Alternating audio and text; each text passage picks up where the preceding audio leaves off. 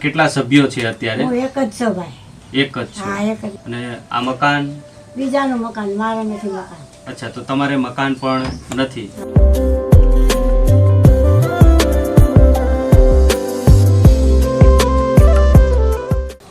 નમસ્કાર દર્શક મિત્રો, આજે અમે બરવાળા તાલુકાના અને બોટાદ જિલ્લાના રોજીદ ગામે આવ્યા છીએ કે જ્યાં એક દાદીમાં પોતાનો જીવન નિર્વાહ એકલાપણામાં વિતાવી રહ્યા છે અને એમને એમના જીવનમાં ઘણી બધી તકલીફો પડે છે. તો આપણે એમને થોડો ટેકો આપવાનો પ્રયત્ન કરીએ. અને હાલ ચોમાસાની ઋતુ ચાલુ થઈ છે અને દાદીમાં કંઈ કામ પણ નથી કરી શકતા અને કામે જઈ પણ નથી શકતા. તો એવામાં આપણે થોડો ટેકો આપીએ અને એમના જીવનનું થોડા બે પ્રશ્નો કરી આપણે એમના જીવન વિશે જાણીએ. જય શ્રી કૃષ્ણ. જય શ્રી કૃષ્ણ. શું નામ છે તમારું? પાલુબેન. પારુલબેન તમારું નામ? પાલુબેન. પાલુબેન. અચ્છા, તો દાદીમાં આજની જે રાશનની કીટ છે એ અંદાજિત તમને 20 થી 25 દિવસ ચાલે એટલી છે.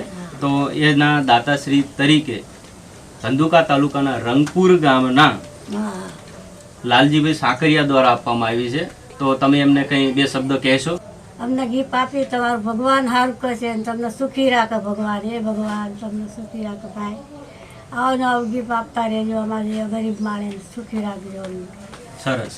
તો દાદીમા દ્વારા લાલજીભાઈ સાકરિયા જેઓ રંગપુર ગામમાં વસે છે તેમને એક સેવાના ભાવાર્થે આભાર વ્યક્ત કરે છે.